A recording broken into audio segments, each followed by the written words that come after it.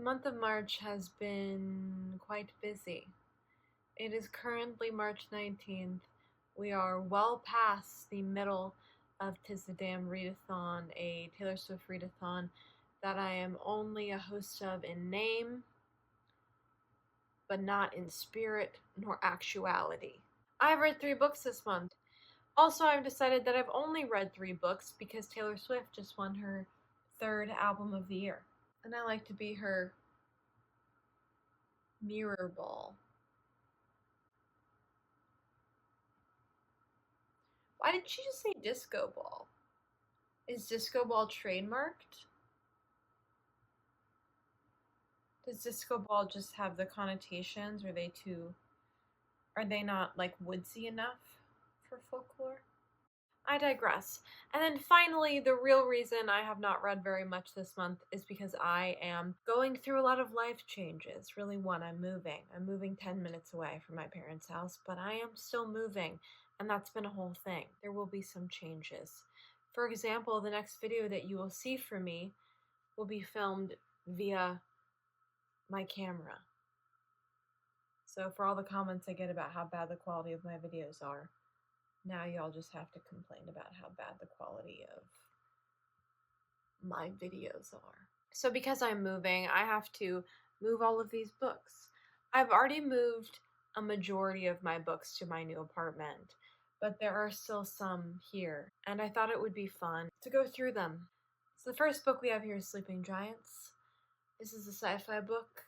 I bought it because I was trying to connect with someone who really liked sci-fi, probably. Is this at the top of my list? No. Would I listen to this an audiobook? Yes. Am I going to keep it just in case somebody in my life who likes sci-fi has a birthday coming up, or there's a major holiday where gift giving is important and I don't have time to go to a store, nor do I want to spend any money, so I will wrap this up and give it to them. Yes. Modern Lovers by Emma Straub. If you watched the last Love Hate Challenge, you know that I really love this book, so obviously I'm going to keep it. Kid Gloves and French Milk. These are both by Lucy Nicely.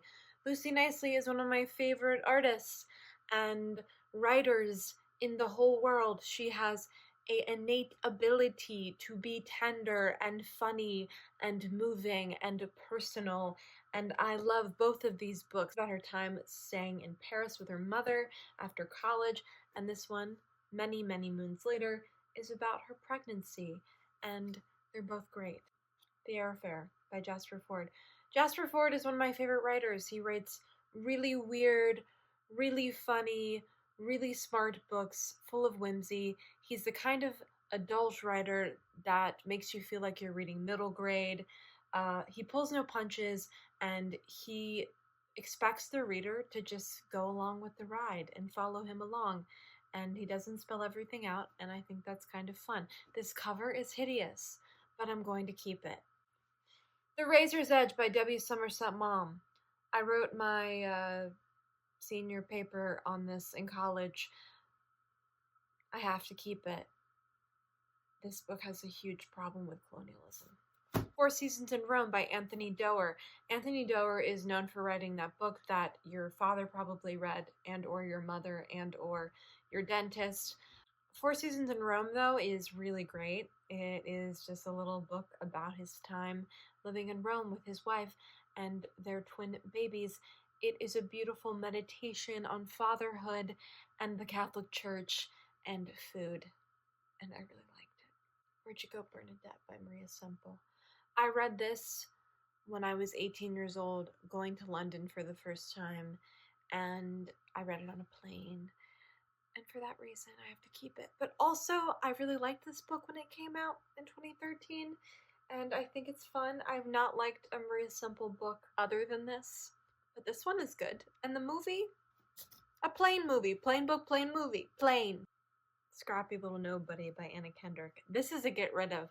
One, because I listened to this on audiobook via the library back in 2019, but also because Anna Kendrick apparently is not a very nice person, and I don't want to keep things from people who aren't very nice people. She's kind of mean, apparently. I don't like that. Jane. This is a graphic novel version retelling of Jane Eyre. I did not like it. I'm going to get rid of it. I thought it was bad. This book is called Well-Read Women. It's a coffee table book, a little coffee table book. Oh my god, I have not opened this book in a long time. It's like watercolor pictures and quotes. I'm gonna keep it because I like the cover. But honestly, what's the point for me to keep that book? Not much. Obviously, I'm gonna keep To All the Boys I've Loved Before. I have the other books somewhere in a bag, but I mean, obviously. Turtles All the Way Down by John Green. I really like this book because it's the only time I have read OCD representation that felt like my OCD, and I really appreciate John Green for doing that, as he has OCD and so obviously knows how to write about it in a way that feels authentic. I really enjoyed this book. I don't think it's amazing, but I enjoyed it and I found it very validating, so I'm gonna keep it. I've had this book since 2011. I've never finished it. I'm gonna keep it. Tina Fey is trash. She's a trash person, and she's very racist. And this book is from my high school years, and although I really liked it back then, and I thought Tina Fey was cool, I don't feel that way anymore, so we're gonna get rid of it. Emma by Jane Austen. It is covered in some sort of substance. I love this book. Keeping it. Ugly cover. Chasing Vermeer. This is one of the first chapter books that I ever finished. If you don't know this about me because you're new here, which a lot of you are, you won't know that I did not really read books until I was in high school because I had a lot of trouble reading and I had a huge chip on my shoulder about it. So I did not read as a child. I know that's something that a lot of people wear as a badge of honor, that they were readers as children. I didn't have that. I hated reading because it made me really upset.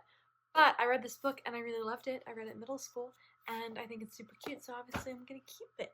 On Beauty by Zadie Smith. This is one of my favorite books. I think it's really excellent and tender and a literary fiction novel that feels incredibly hopeful and honest, and I love it and I'm keeping it.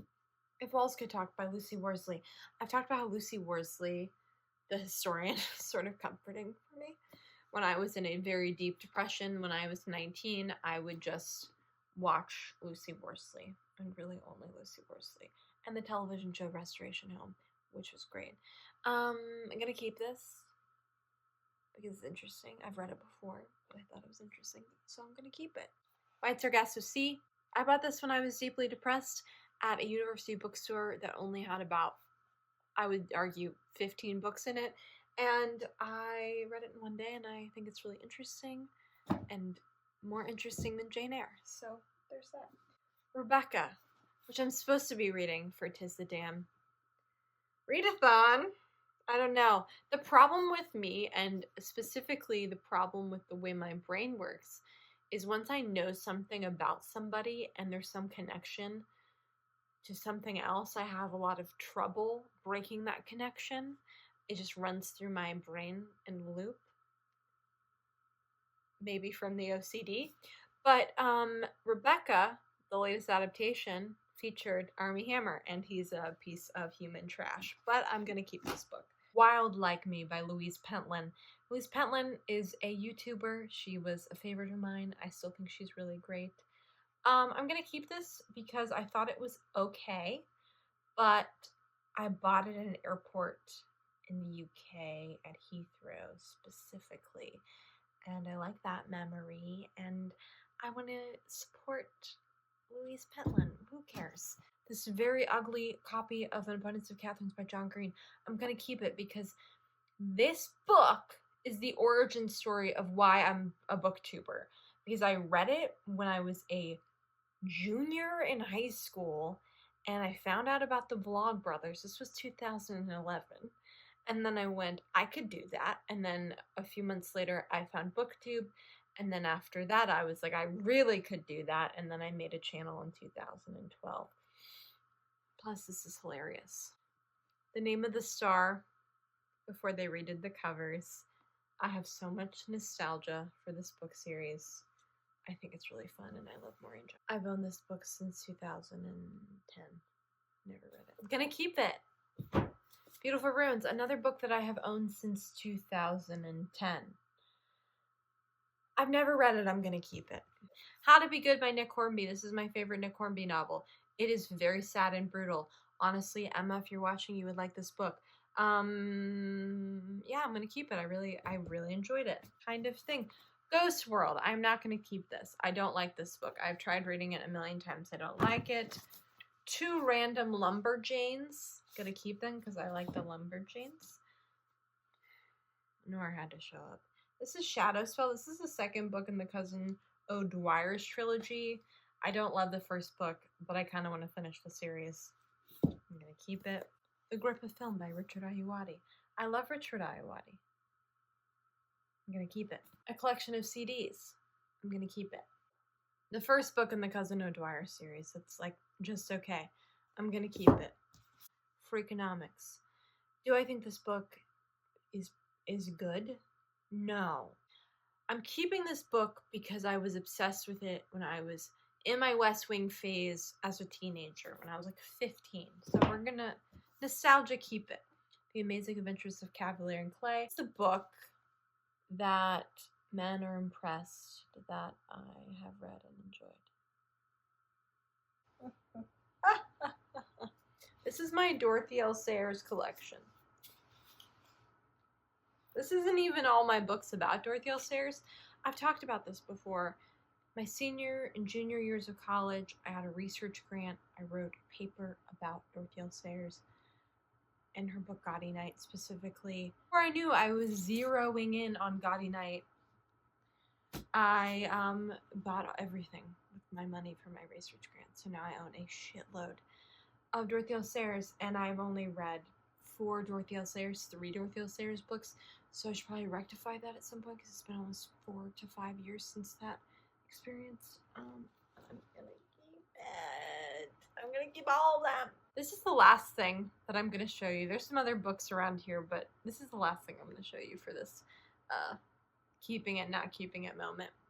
This is a copy of Jane Eyre that when I worked for my high school's library for 3 years of high school, we would do clear outs, and you were allowed to take whatever we were clearing out. And I became obsessed with this weird copy of Jane Eyre, and I will never get rid of it. It smells like a high school library. So that was fun. I hope you enjoyed that experience. And next time I see y'all, things will look a little crisper around here. And hopefully full of Nora Roberts. But don't quote me on that, because the next video could just be me like throwing books at a wall, screaming about Nietzsche, and that would be fine, and we would be okay with that. Bye.